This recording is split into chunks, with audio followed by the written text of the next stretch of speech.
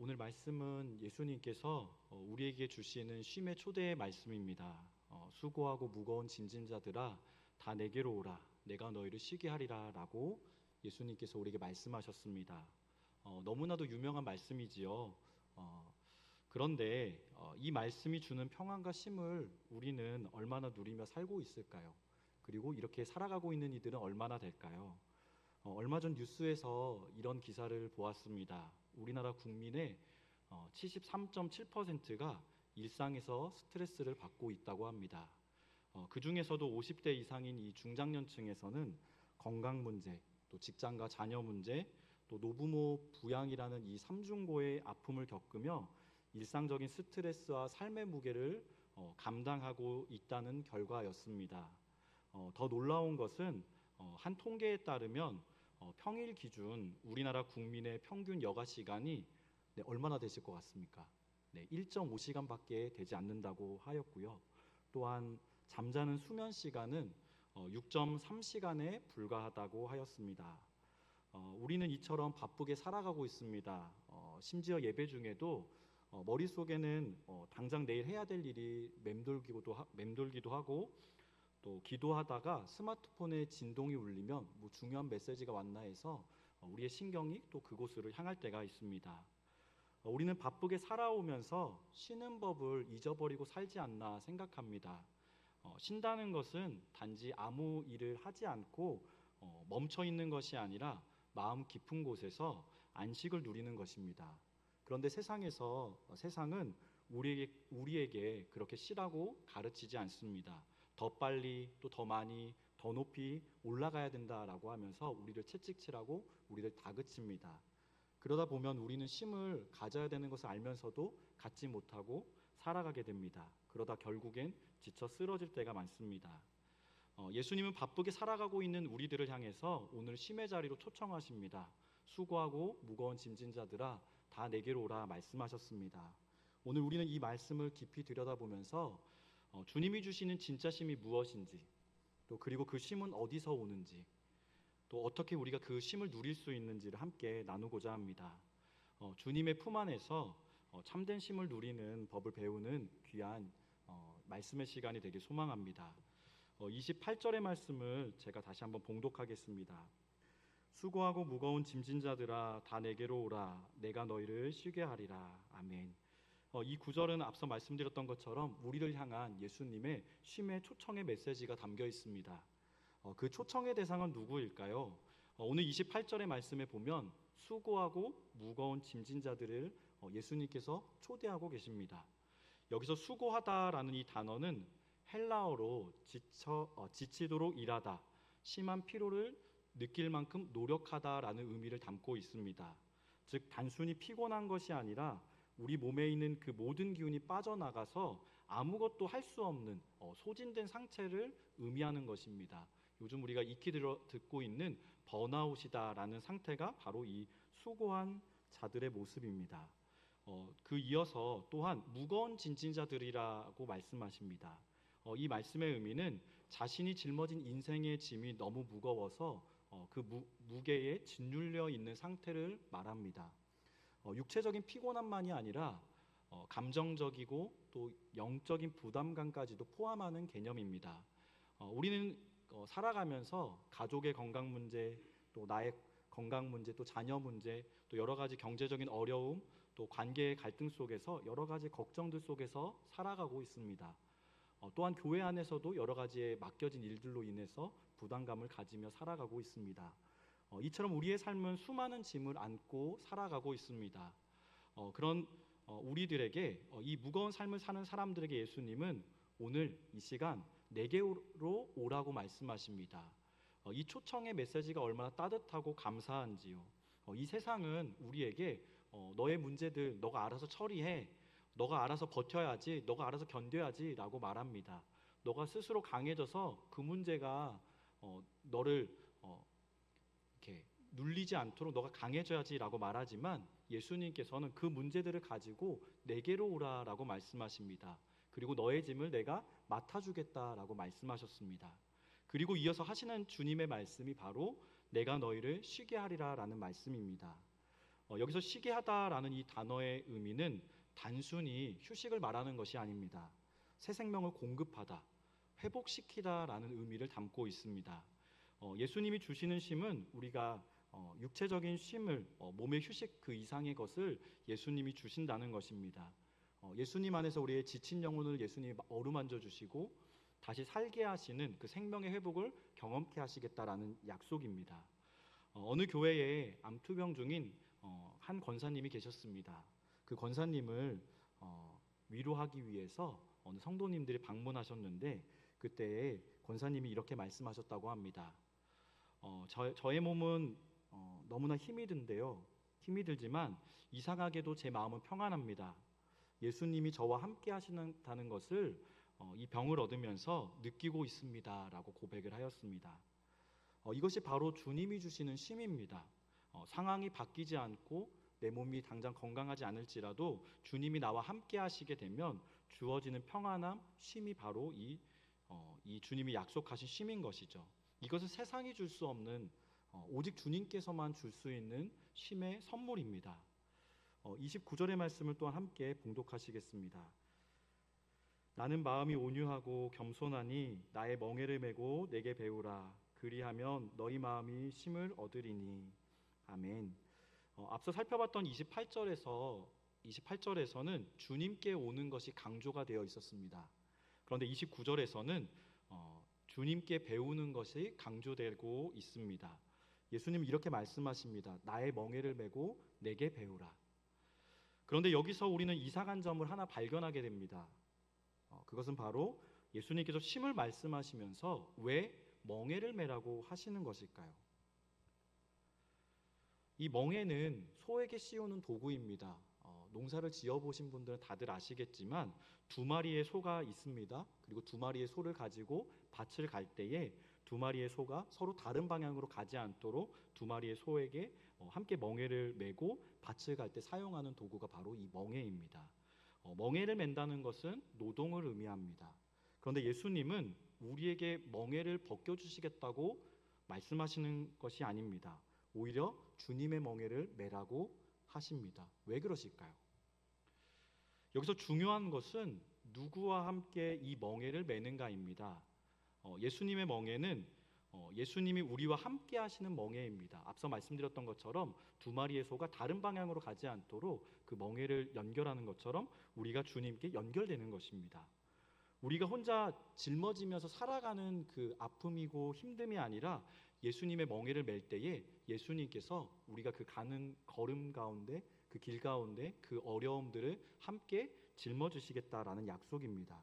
그러니 그 멍에는 무거운 짐이 아닙니다. 우리가 이 말씀을 읽으면서 주님 너무나 지치는데 무슨 주님의 멍에까지도 지라고 하십니까? 라고 오해하실 수 있으셨을 텐데 그 말씀의 의미가 아닌 것이죠. 그러니 주님이 주시는 멍에를 메면 우리는 가벼운 짐을 얻게 됩니다. 그리고 예수님은 또한 우리에게 자신은 마음이 온유하고 겸손하다고 말씀하십니다. 그리고 그 온유함과 겸손함을 배우라 하십니다. 여기서 온유함은 통제된 힘을 의미합니다. 화를 내지 않고 또 자신의 감정을 다스리는 힘입니다. 이 겸손함은 자신을 낮추고 남을 섬기려는 태도입니다. 예수님은 우리를 억누르는 주인이 아니라 우리를 사랑으로 이끄시는 목자이십니다. 그분께 배우는 사람은 결코 부끄러움을 당하지 않습니다. 그래서 예수님께 배우면 마음의 쉼이 찾아오게 될 것입니다. 한 번은 이런 일이 있었습니다. 교육부서에서 이제 무언가를 정해서 이제 함께 행사를 준비해야 되는데 선생님들과 또 저와 또 여러 의견들이 이렇게 나오면서 의견이 서로 갈라지게 되었습니다.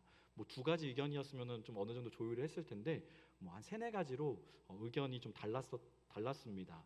그러다 보니 또 서로 간의 그 아동부 어린이를 사랑하는 그 마음들은 다 동일하지만 서로가 생각하는 입장이 좀 다르다 보니 오고 가는 말로 인해서 좀 서로가 상처를 주게 되었습니다.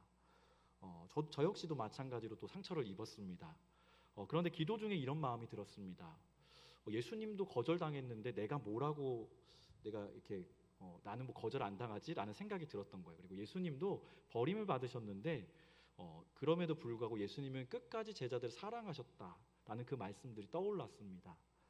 그때 주님을 떠올리며 이렇게 고백하였습니다. 주님, 저도 우리 선생님들과 또 우리 어린이들의 모습들이 다르더라도 주님처럼 이들을 사랑하고 또 그들의 의견이 다를지라도 수용할 수 있는 너그러운 마음을 가지고 살아가겠습니다라고 결단을 하였습니다. 조금 전까지 기도할 때는 마음이 답답하고 이 선생님들하고 어떻게 의견을 조율하고 또 어떻게 맞춰가야 되지라는 그 걱정이 앞섰는데 이렇게 고백을 하고 나니 마음의 답답함도 사라지고 마음의 평안함이 찾아왔습니다.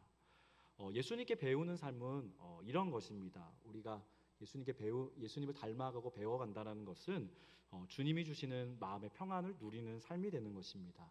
그래서 주님의 성품을 닮아갈수록 우리의 마음은 자유를 얻고 쉼을 누리게 되는 것입니다. 30절의 말씀을 함께 봉독하시겠습니다. 이는 내 멍에는 쉽고 내 짐은 가벼움이라 하시니라. 아멘. 예수님의 이 마지막 말씀은 놀라운 선언입니다. 내 멍에는 쉽고 내 짐은 가벼움이라. 여기서 쉽다라는 이 말은 단순히 간단하다라는 의미가 아닙니다. 유익하다, 자비롭다, 또 친절하다는 의미가 담겨 있습니다. 그러니까 예수님의 멍에는 고된 짐이 아니라 우리에게 유익하고 또 우리를 성장시키며 우리의 영혼에 딱 맞는 맞춤형의 이 안전장치와 같은 짐이라는 것입니다. 그리고 그 짐은 가볍다고 하십니다. 왜 가벼울까요? 앞서 말씀드린 것처럼 예수님께서 우리의 짐을 함께 짊어지시기 때문입니다. 우리가 짐을 다 짊어지는 것이 아니라 우리 주님께서 그 짐의 대부분을 짊어지시기 때문입니다. 우리는 그저 그 예수님과 연결되어서 그 걸음을 맞추며 가고 있는 것뿐인 것이죠. 우리의 인생의 짐은 우리가 선택할 수 없는 것들이 참 많습니다. 하지만 우리가 누구와 함께 그 짐을 나눠지고 그 걸음을 함께 걸어갈 것은 우리가 선택할 수 있습니다. 우리가 예수님과 함께 하는 것을 우리가 선택할 수 있다는 것입니다. 예수님과 우리가 함께 걸어가고 예수님과 함께 한다면 우리가 짊어지는 그 어려움들은 또 짐들은 가벼워질 것입니다. 왜냐하면 나의 짐이 아니라 우리 주님께서 함께 지는 짐이기 때문입니다. 그리고 그 짐을 짊어져 가는 과정 가운데에서도 우리는 충분히 쉼을 누리며 살아갈 수 있습니다. 그렇다면 오늘 이 말씀을 우리의 삶의 자리 가운데서 어떻게 실천하고 또 이 말씀을 가지고 살아갈 수 있을까요? 또 우리를 변화시키고 삶을 다시 구성케 하는 이 실제적인 말씀들을 어떻게 적용할 수 있을까요? 첫 번째로 우리는 주님께 나아가는 삶을 살아야 하는 것입니다. 바쁘고 정신없는 일상 속에서 우리가 있는 것 중에 하나가 바로 이 부분입니다. 몸은 교회에 와 있어도 마음은 여전히 걱정과 염려에 묶여있을 때가 참 많습니다. 우리 주님께서 2000년 전에 십자가에 달리시면서 우리의 모든 짐들도 함께 짊어지시겠다 약속하셨는데 우리는 우리의 죄의 문제만 주님께 맡기고 나의 여러 가지 문제들은 내가 해결하려고 그 채로 살아가고 있는 것이죠. 예수님께서 말씀하시는 이 내게로 오라라는 이 주님의 초청은 단순한 위로가 아닙니다. 마음의 방향을 하나님께로 돌리는 영적인 결단입니다. 우리가 기도로 나아가고 또 말씀으로 나아가고 예배로 나아가는 것이 바로 주님께 나아가는 길입니다. 우리가 예를 들어서 하루를 시작할 때에 가장 먼저 하는 일이 무엇인가요?